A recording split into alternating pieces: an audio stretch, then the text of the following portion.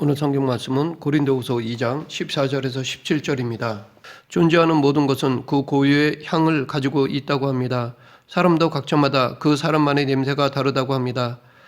하지만 우리 각자에게서 나는 냄새는 그렇게 향기롭지는 않습니다. 그래서 사람들은 향수를 사용합니다. 사람이 사용하는 이 향수는 그 역사가 굉장히 오래되었습니다. BC 2400년대, 2500년대 이집트의 파피루스나 벽화에 나오고 BC 1400년대, 1500년대의 기록인 구약성경의 레위기에도 나오며 고대 일본 문헌에도 향수에 관한 것이 나옵니다. 향수를 영어로 perfume이라고 하는데 이 말은 무엇을 통하여 라는 뜻의 per와 냄새라는 뜻의 fume이라는 말이 합쳐진 것입니다. 이 말을 통해서 우리는 향이라는 것이 원래 무엇을 태우는 과정에서 나온 연기와 더불어 나는 냄새였다라는 것을 알 수 있습니다. 그러던 것이 점차로 범위가 넓어져 꽃이나 식물의 뿌리에서 향을 얻고 또 동물인 사향노루, 사향고양이, 용현고래, 비버 등으로부터 얻어왔습니다. 향수가 본격적으로 사용된 것은 십자군 전쟁 때 동양의 향료가 서양에 소개되면서부터입니다. 그때부터 프랑스를 중심으로 향료를 얻기 위해 꽃을 재배하기 시작했고 향료 추출 공업이 발달하게 되었다고 합니다. 그리고 그 이후에 현대에 들어와서는 화학적으로 합성하여 향수를 얻는 방법도 사용되고 있습니다. 지금 우리가 사용하는 향수의 종류는 수천 가지 그 이상입니다. 이러한 향수를 그 종류에 따라 크게 두 가지로 나눈다고 하는데 첫째는 부향률이고 그 다음이 향의 계열에 따른 종류입니다. 부향률이란 알코올과 향 원액의 비율에 따른 것인데 말하자면 알코올 몇 퍼센트에 원액이 몇 퍼센트냐라는 것입니다. 표품은 알코올 70에서 85%에 향 원액이 15에서 30% 정도 함유된 것을 말하며 올드 표품은 알코올 72에서 92%에 향 원액이 8에서 15% 정도.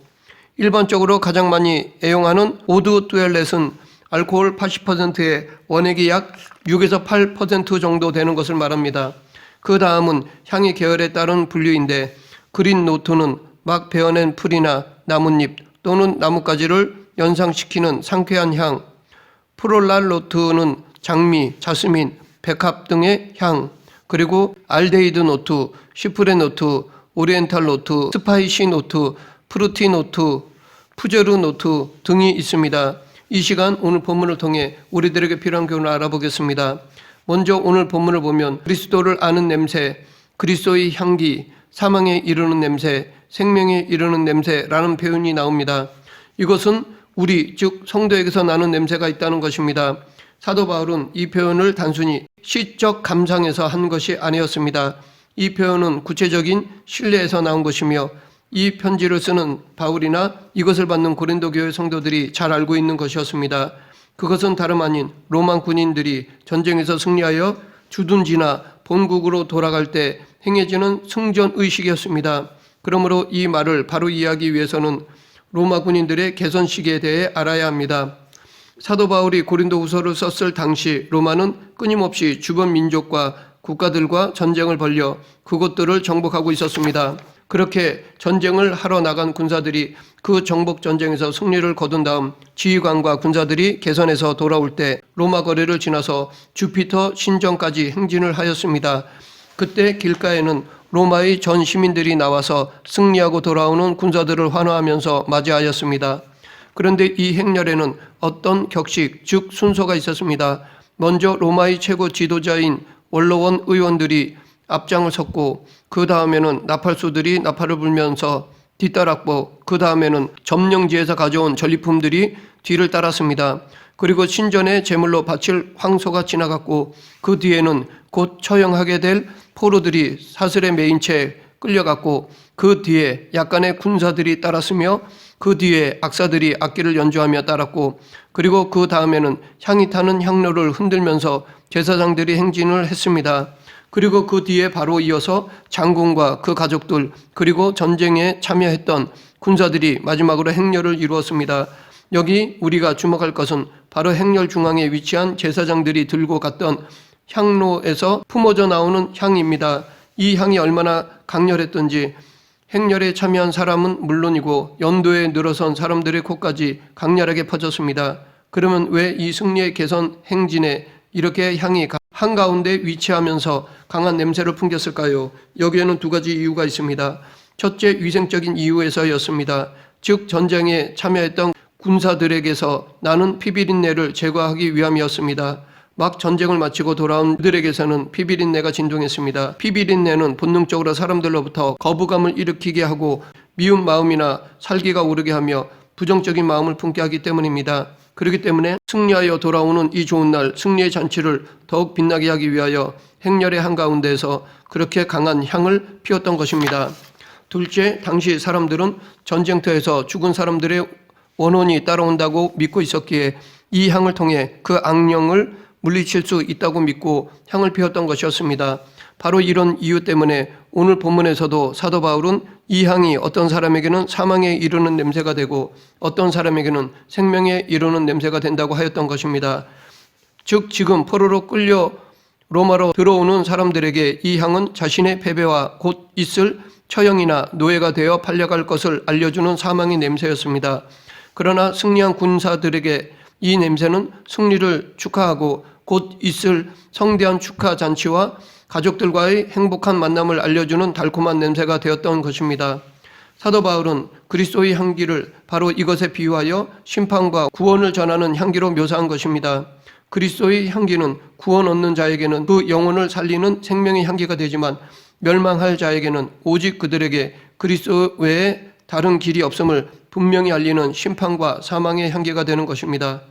이러한 배경을 가진 오늘 본문이 지금 우리들에게 전하는 의미는 그리스도인들에게는 사망 권세로부터 승리하신 그리스도로 말미암아 예수 그리스도의 냄새, 승리의 냄새가 배어 있다는 것입니다.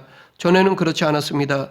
제자들을 보면 그들이 예수님을 만나기 전에는 날 때부터 갈릴리 바다의 비린내가 그 몸에 배어 있어서 하루에 몇 번씩 목욕을 한다 해도 그 비린내가 지워지지 않았던 사람들이었습니다. 뿐만 아니라 사람 냄새, 세상의 냄새, 욕심과 죄악의 냄새가 나던 사람들이었습니다. 마치 로마 군사들의 개선 행렬 가운데 있었던 포로들과 같았습니다. 전쟁에서 패배하여 포로가 되어 끌려오는 그들에게서 무슨 냄새가 났을까요? 원망과 불신과 불평의 냄새, 절망의 냄새, 사망의 냄새가 났을 것입니다. 바로 이 포로들에게서 나던 그 냄새를 가졌던 제자들이 예수님을 만나자 변화되었습니다. 예수 그리스도의 향기를 가득 품은 사람들이 된 것입니다.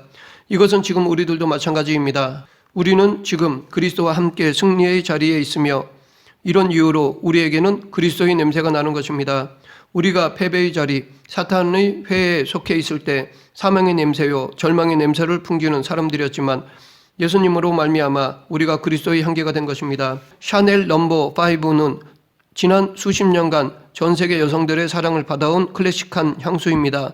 그런데 이 샤넬 넘버 5 향수 원액 28g을 만들기 위해서는 자그만치 45kg의 장미꽃잎이 필요하다고 합니다. 아름다운 향기는 그냥 만들어지는 것이 아니라 엄청나게 많은 재료와 정성과 노력을 통하여 만들어진다는 것입니다. 마찬가지로 우리 예수님도 십자가에 달려 스스로 깨어지고 부서져서 즉 엄청난 대가를 지불하시고 온 인류의 생명의 향기가 되셨습니다. 이 예수님이 지금 우리 안에 거하십니다. 그러하기에 지금 우리는 그리스도로 말미암아 향기나는 인생으로 변한 것입니다. 이런 이야기가 있습니다. 어떤 사람이 아름다운 꽃이 피어있는 2개의 화분을 솔로몬 왕에게 가지고 왔습니다. 그리고 솔로몬 왕에게 어느 것이 생화이고 어느 것이 조화인지 분별해 보라고 했습니다. 두 화분 모두 너무나 똑같았습니다. 솔로몬 왕은 그 화분을 창가에 갖다 두라고 했습니다. 조금 지난 후 한 화분의 나비와 벌이 날아와 앉는 것을 보고 솔로몬 왕은 그 화분을 생화라고 하였습니다. 왜냐하면 살아있는 꽃만이 향기를 가지고 있으며 향기가 있는 꽃만이 나비와 벌을 부를 수 있기 때문입니다. 이처럼 누가 참된 그리스도인이냐, 누가 생명 있는 성도냐 하는 것은 그 외모와 겉모양에 있는 것이 아닙니다. 그리스도인은 그리스도의 향기가 있어야 합니다. 아무리 경건한 모양을 가지고 있을지라도 그리스도의 향기가 없으면 진정한 그리스도인이 아닙니다. 그렇다면 그리스도의 향기란 무엇일까요? 아마 대단하진 않더라도 만나는 사람들에게 가볍게 머리를 숙여 인사하는 것, 사람들에게 따뜻한 미소를 짓는 것, 주방에서 수고하시는 분께 자판기 커피 한 잔 사주는 것, 수고하신 분들께 수고하셨습니다라는 말 한마디를 잊지 않는 것일 수 있습니다. 그러하기에 이 향기는 교회 안에서만 풍기는 것이 아닙니다. 집에서, 학교에서, 직장에서, 사업장에서 시간과 공간을 초월하여 언제 어디서나 풍길 수 있는 것이 바로 이 그리스도의 향기입니다. 어쩌면 길거리에서 스쳐 지나가는 순간에도 혹은 대중교통을 이용하는 중에도 얼마든지 이 그리스도의 향기를 풍길 수 있습니다. 냄새 혹 향기에 대해서 아주 재미있는 사실이 있습니다. 그것은 방귀 냄새와 장미 향기가 같은 종류의 냄새라는 것입니다. 이미지에서부터 전혀 다른 방귀와 장미 향기이지만 이 둘에게서 뿜어져 나오는 향기는 같은 성분으로서 둘 다 인돌이라는 화학 성분이 들어있다고 합니다.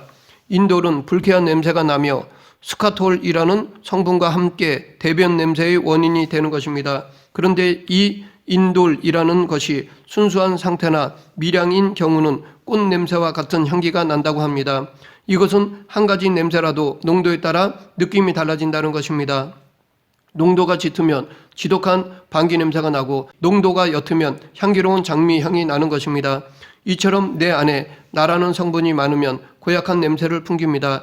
자기 욕심에서 비롯되는 것으로 인해 이웃에게 불쾌감을 줄 뿐 아니라 정신적, 육체적 피해도 줍니다. 그러하기에 내 안에 나라는 성분이 적어야 하는데 이 나를 밀어내기 위해서는 우리 안에 예수 그리스도를 모셔야 합니다. 이 예수 그리스도로 내 안에 나를 밀어내야 합니다. 이렇게 내 안에 예수 그리스도로 채워지면 그 예수님으로 말미암아 그리스도의 향기를 풍길 수 있게 됩니다. 신약에 보면 도르가라는 여인이 죽었을 때 많은 과부들이 그녀의 장례식에 몰려들었습니다. 그리고 도르가가 이 세상에 살았을 때 자기들에게 만들어준 속옷과 겉옷을 베드로에게 보여주며 울었습니다. 이렇게 도르가가 이 세상에 살 때 사랑의 향기를 풍성하게 날렸기에 꽃과 나비가 몰려든 것입니다. 그리스도인이라 해도 환난과 고난을 피할 수는 없습니다. 다만 그것을 극복할 뿐입니다. 그런데 어려움을 극복하는 과정에서 그리스도인은 냄새를 풍기게 됩니다. 어떤 사람은 그리스도를 아는 냄새를 풍기고 어떤 사람은 반대로 그리스도를 막는 냄새를 풍깁니다. 그리스도인은 영적인 싸움에서 승리할 때 찬송이 넘칩니다. 사도 바울도 겉으로는 헐벗고 굶주리며 살았지만 주님 안에서 승리하는 삶을 살았기에 그것이 그에게 기쁨이 되고 찬송이 되었습니다. 이와 같이 믿는 사람들은 예수님 안에서 승리할 때 하나님을 경배하게 됩니다. 그것이 그리스도를 아는 냄새입니다. 자녀가 잘 되고 돈이 생겼을 때 기뻐하고 하나님을 찬양하는 것은 향기로운 냄새가 아닙니다. 어려움 가운데서도 믿음으로 승리했을 때 나는 것이 그리스도의 향기입니다. 주님을 위해서 싸웠을 때, 말씀에 순종하면서 어려움을 당할 때, 믿는 자답게 살아가면서 환난을 극복할 때 그때 나오는 기쁨과 찬양이 진정 그리스도의 향기요. 이것을 하나님은 기쁘게 받으시는 것입니다.